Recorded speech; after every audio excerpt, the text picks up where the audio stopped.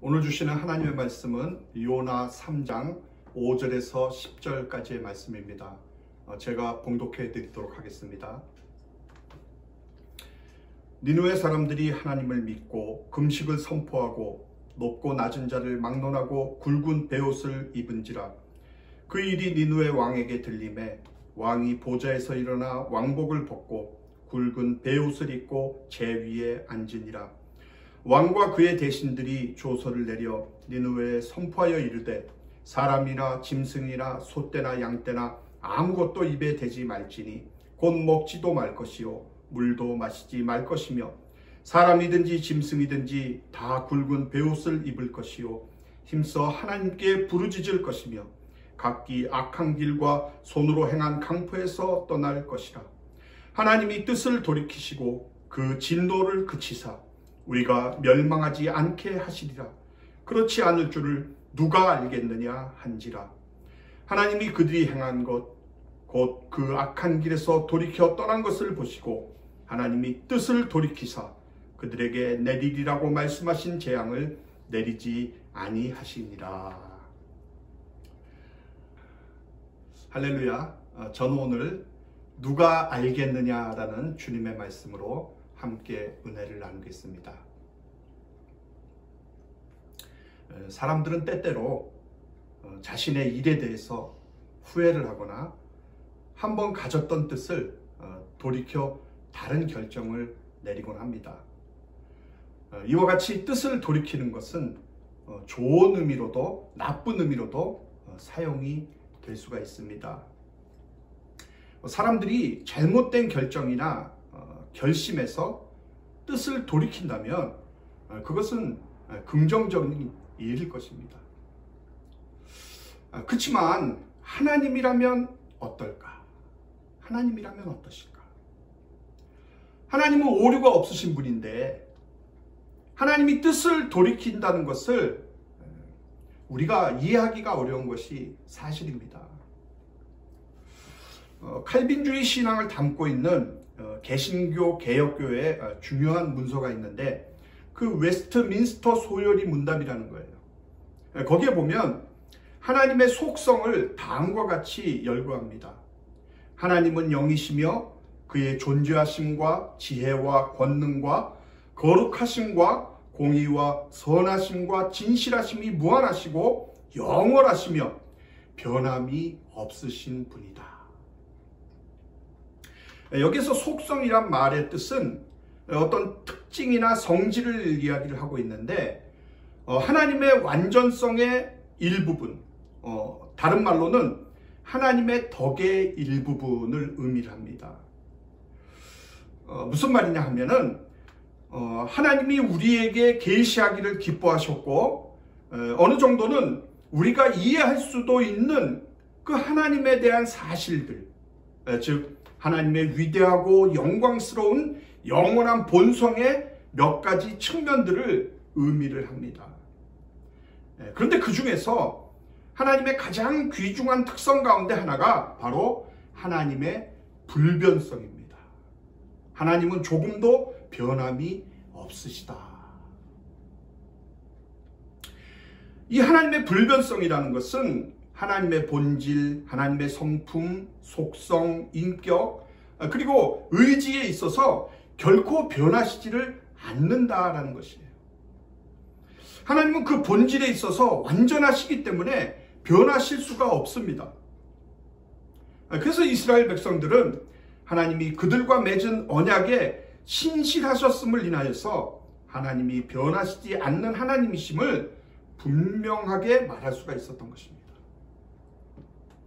여러분, 그런데 오늘 본문 10절에 보니까 하나님이 한때 심판을 작정을 하셨습니다. 그래서 내가 이 도시를 심판하겠다 하시고는 그 뜻을 철회하시는 것을 우리가 볼 수가 있습니다. 니느웨 성의 심판을 명령하셨던 그 하나님이 그 뜻을 돌이키신 것입니다. 자, 여기서 중요한 신학적인 물음이 제기가 됩니다. 하나님은 자신이 뜻을 정하고도 언제든지 그 뜻을 취소할 수 있는 그런 하나님이신가? 그렇다면 하나님은 성경 속에 이런 말씀과 어떻게 일치할 수가 있을까라는 것이죠. 예를 들어서 말라기 3장 6절에 보면 나 여호와는 변하지 아니하나니 그러므로 야곱의 자손들아 너희가 소멸되지 아니하느니라 라고 말씀을 하십니다. 하나님이 친히 자신의 속성을 선포하시며 말씀하시기를 나 여호와는 변하지 아니한다. 근데 지금 변했잖아요. 니느웨 성을 심판하신다 하시고는 안 하셨잖아요. 그러면 이런 말씀을 우리가 어떻게 이해할 수가 있는가라는 것이죠. 여러분, 우리가 분명히 알아야 하는 것은 하나님께서 자신의 뜻을 말씀하실 때 절대적인 뜻도 있지만 상대적인 뜻도 있다는 사실입니다. 절대적인 뜻은 변하지 않지만 그러나 이 상대적인 뜻은 변할 수도 있다는 것입니다. 좀 더 쉽게 말씀을 드리자면 하나님의 속성은 절대로 변하지 않는데 그러나 하나님의 인간과의 관계는 변합니다. 즉 하나님께서는 그분의 속성에 있어서나 그 존재에 있어서 항상 영원토록 동일하시지만 그러나 사람들과의 관계에 있어서는 하나님께서는 사람들이 회개하는가 회개하지 않는가에 따라서 절차를 바꾸신다는 것입니다. 예를 들면 예수님이 십자가의 죽으심을 통해서 전 인류를 구원하시기를 작정하신 것은 그것은 절대적인 하나님의 뜻입니다. 이것은 절대로 변할 수가 없는 것입니다.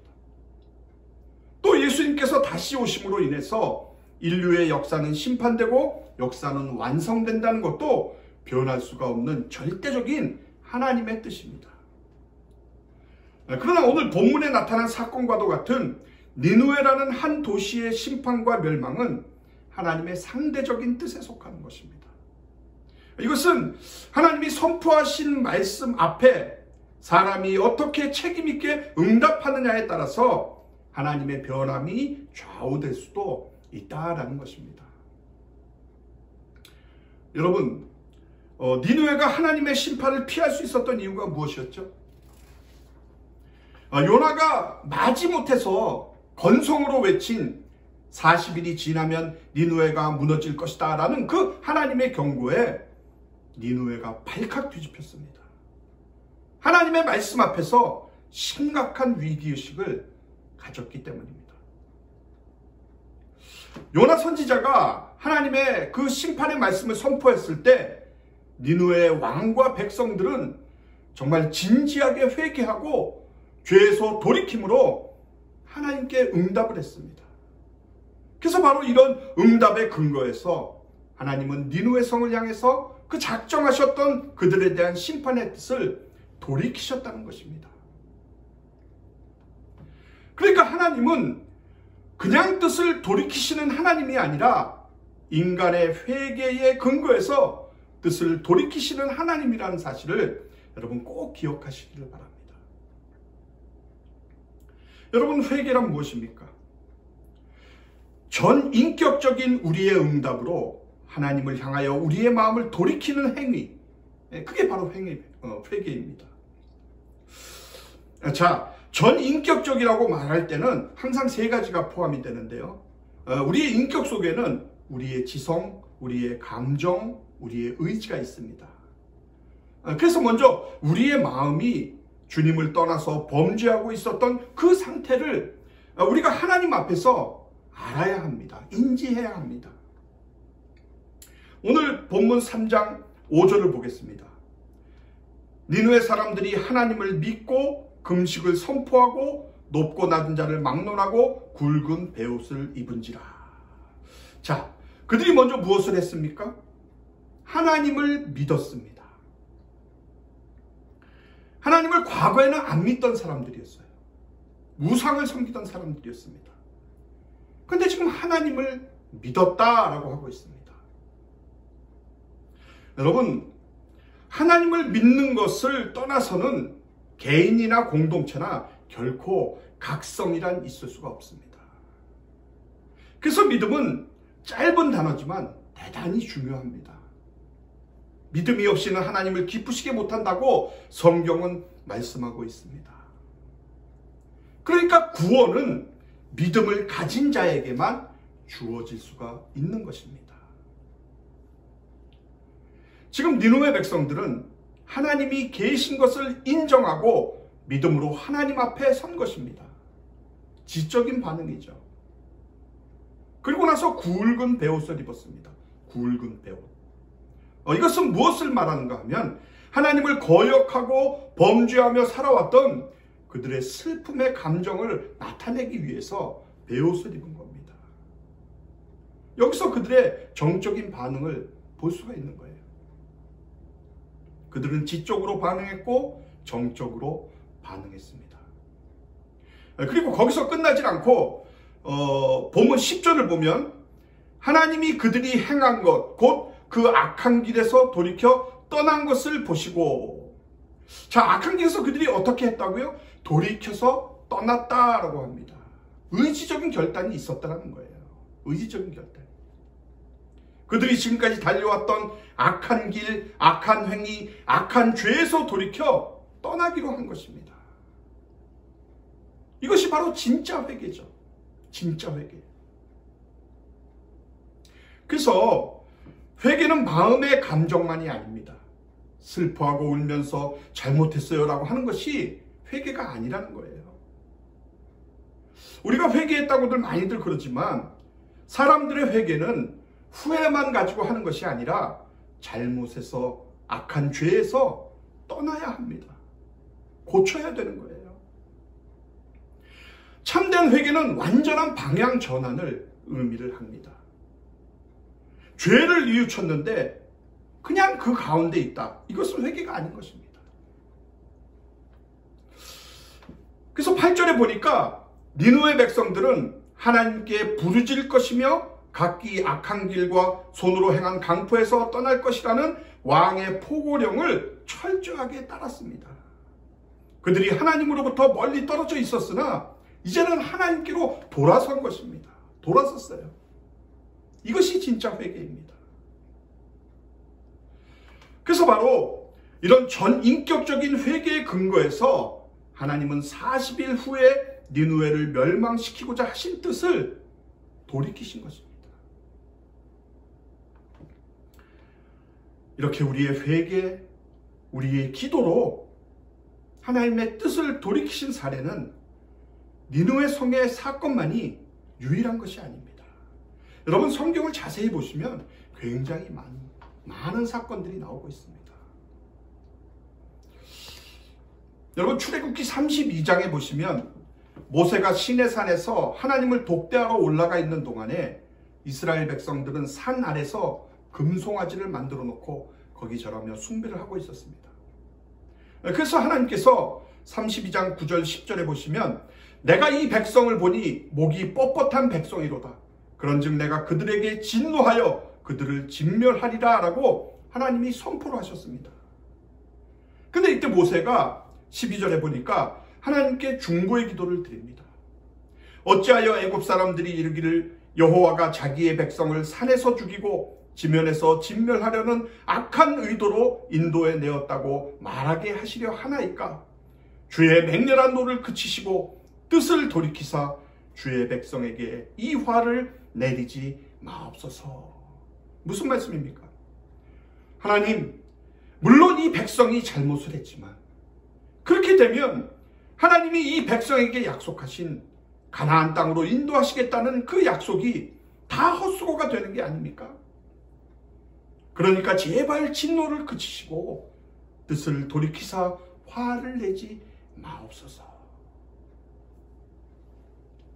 그래서 어떤 결과를 가져옵니까? 14절에 나오는 말씀입니다. 여호와께서 뜻을 돌이키사 말씀하신 화를 그 백성에게 내리지 아니하시나니라. 하나님이 뜻을 돌이키셨습니다. 하나만 더 예를 들겠습니다. 사사기를 보시면 이스라엘 백성들이 계속해서 하나님 앞에 범죄를 합니다. 그래서 하나님은 그들이 범죄하면 옆에 있는 이웃나라를 통해서 그들을 짓밟히게 하셨습니다. 그리고 회개하면 하나님이 풀어주셨습니다. 근데 조금 더 편안해지면 또 죄를 범하고 그러면 또 이웃나라를 통해서 벌을 하시고, 이게 바로 사사시대의 악순환이었습니다. 자, 그들이 이방나라에 짓밟혀 신음할 때, 그들이 다시 회개하고 다시 구원을 호소할 때마다 하나님이 구원자로 보내시고 세우시는 지도자를 사사라고 불렀습니다. 저지, 판관이죠. 이 장면을 사사기 2장 18절에 이렇게 말씀합니다. 여호와께서 그들을 위하여 사사들을 세우실 때에는 그 사사와 함께 하셨고, 그 사사가 사는 날 동안에는 여호와께서 그들을 대적의 손에서 구원하셨으니, 이는 그들이 대적에게 압박과 괴롭게 함을 받아 슬피 부르짖음으로 여호와께서 뜻을 돌이키셨음이거늘.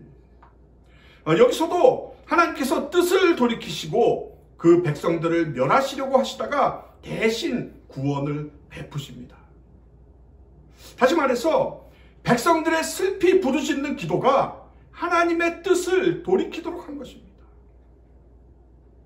여러분, 그래서 오늘 본문 9절에서 고백하는 그 니느웨 왕과 백성들의 고백은 오늘을 살아가는 우리들에게 매우 중요한 고백이 됩니다.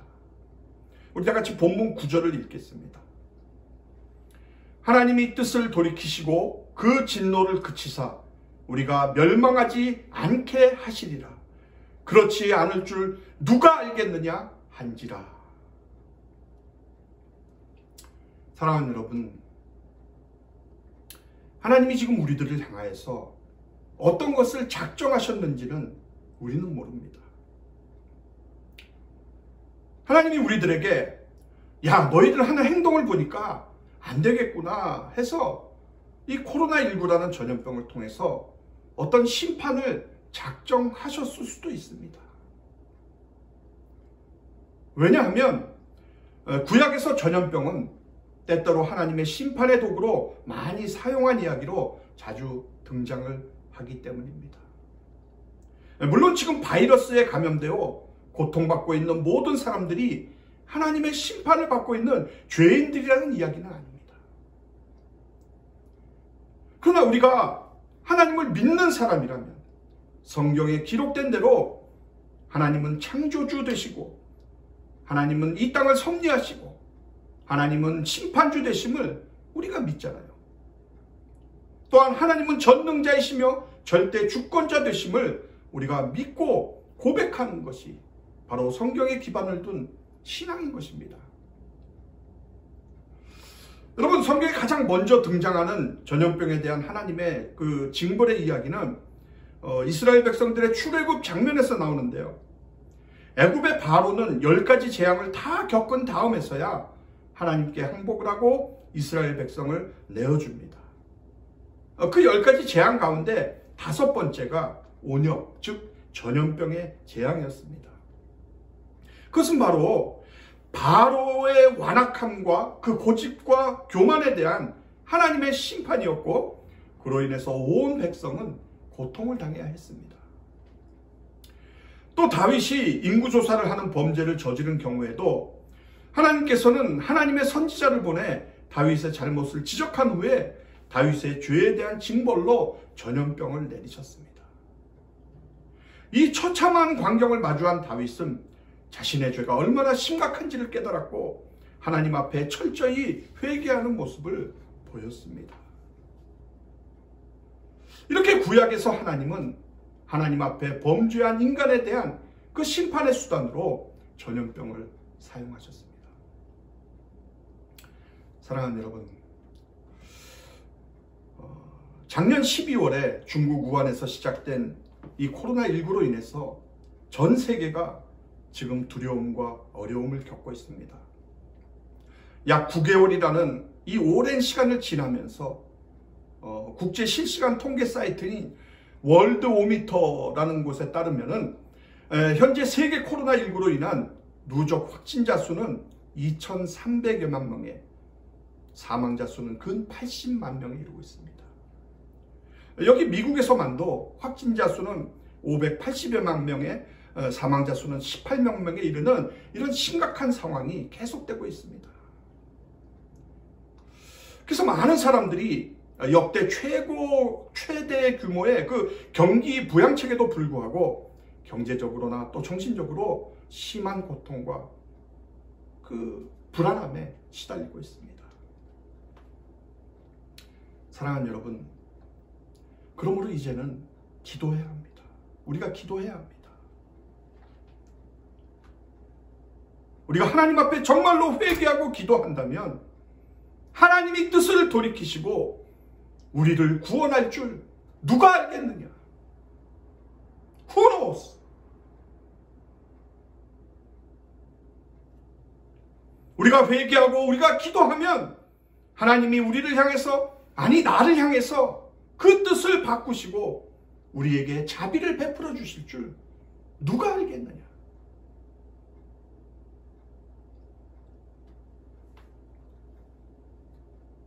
우리의 죄악 때문에 하나님의 채찍으로서 우리 역사의 고통을 피할 수가 없는 이 어두운 시간에, 그러나 우리가 회개하면, 우리가 기도하면, 우리가 통곡하면 하나님이 그 뜻을 바꾸시고 우리에게 자비와 은혜를 베풀어 주실 줄 누가 알겠습니까? Who knows? 여러분, 니느웨에만 위기가 있었습니까? 아니죠. 지금 우리에게도 위기가 있습니다. 과거에도 수없이 있었고 지금도 있고 앞으로도 이 위기는 계속될 것입니다. 이 코로나19로 인해서 경제 위기가 올 수 있습니다. 정치 위기가 올 수 있습니다. 무분별한 환경의 파괴로 정말 우리에게 엄청난 위기가 올 수가 있습니다. 도덕성이 무너져서 무서운 타락의 시대가, 혼돈의 시대가 올 수 있다는 것을 우리는 예감을 합니다. 여러분, 정말로 위기인 것입니다. 여러분, 위기를 느낀 니느웨 사람들은 그 말씀을 듣자마자 회개하는 큰 부흥을 체험을 했는데, 오늘 우리는 이런 위기를 느끼면서 왜 회개를 하지 않습니까? 왜 부흥이 일어나지 않습니까? 설교를 잘하는 목사도 많고 복음을 전하는 사람도 많고 많은 사람들이 전도지를 가지고 다니면서 기회만 생기면 예수를 전하라고 애를 쓰고 있는데, 근데 왜 부흥이 일어나지 않느냐는 거예요.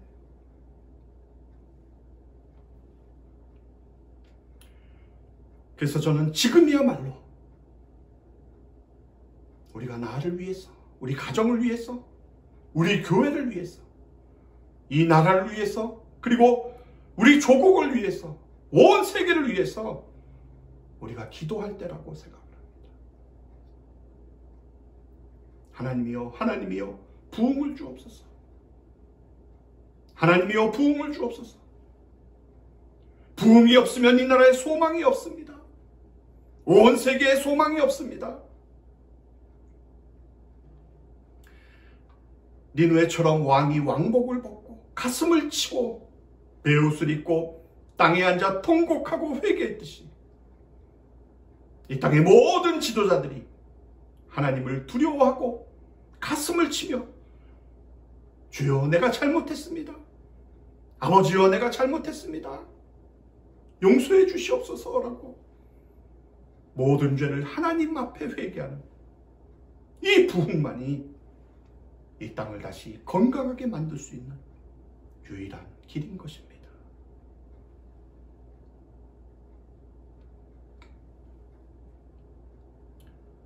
왜 이 부흥을 안 주실까 하는 그 안타까움 때문에 하나님이여, 이 부흥의 불을 우리 성도들의 가슴 속에 붙여주시옵소서. 하나님이여, 내 가슴 속에 이 부흥의 불을 붙여주시옵소서. 그래서 이 부흥의 불길이 성령의 바람을 타고 전 세계 5대양 6대주로 번져나갈 수 있도록 주여 역사하여 주시옵소서라고 우리가 간절하게 기도를 해야 할 것입니다. 사랑하는 여러분, 우리가 부를 때마다 우리의 가슴이 뜨거워지는 찬양이 있습니다. 이 땅의 황무함을 보소서. 하늘의 하나님, 긍휼을 베푸시는 주여. 우리의 죄악 용서하소서. 이 땅 고쳐주소서. 이제 우리 모두 하나 되어 이 땅에 무너진 기초를 다시 쌓을 때 우리의 우상들을 태우실 성령의 불 임하소서. 부흥의 불길 타오르게 하소서. 진리의 말씀 이 땅 새롭게 하소서. 은혜의 강물 흐르게 하소서. 성령의 바람 이제 불어와 오 주의 영광 가득한 새날 주소서. 오 주님 나라 이 땅에 임하소서. 사랑하는 성도 여러분, 지금은 심판과 구원 사이의 시간, 즉 돌이킬 기회가 부여된 시간, 회개의 시간입니다. 지금은 자다가 깰 때입니다. 지금이야말로 은혜의 때요, 구원의 날입니다. 통기장이신 하나님은 우리를 거듭해서 다시 빚고 계십니다. 그 은혜의 손길 아래 우리의 몸과 마음을 맡겨야 합니다. 십자가의 길은 언제나 어리석어 보입니다. 하지만 그 어리석음이 세상을 구원하는 것입니다. 지금 주님의 발걸음이 어디에 머물고 있을지 생각을 해보십시오. 바로 그곳이야말로 우리가 있어야 할 곳인 것입니다. 그러므로 우리의 중보가, 우리의 기도가, 우리의 회개가 다시 한번 하나님 앞에 드려지는 이 시간이 될 수 있길, 이 때가 될 수 있기를 주님의 이름으로 축원합니다.